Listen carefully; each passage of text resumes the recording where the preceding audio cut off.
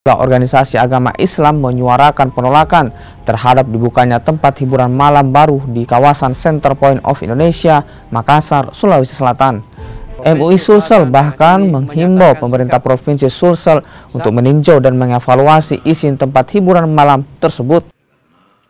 Intinya sebenarnya kita jaga akhlak dan nilai-nilai ketimuran ya.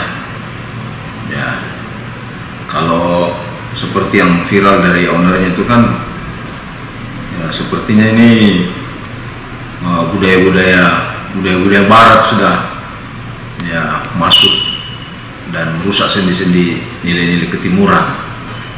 Jadi itu tadi menjaga nilai siriknya orang Bugis Makassar.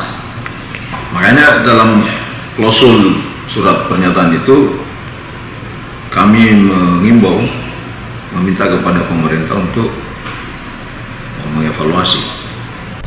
Sementara itu, pihak Pemkot Makassar juga angkat suara perihal polemik kehadiran klub malam tersebut.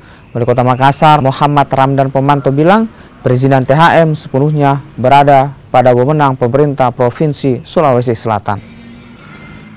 Jadi yang pertama adalah persoalan perizinan THM sejak 2021 bukan menjadi kewenangan pemerintah kota.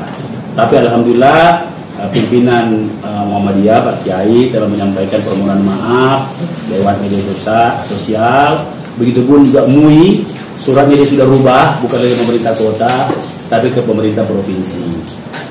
Tapi bagi saya, kita harus mengambil hikmah dari sini, bahwa dibutuhkan penyempurnaan daripada sistem OSS ini.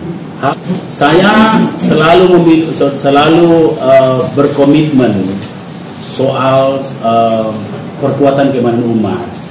Nah, sehingga dalam hal ini adalah ini tentunya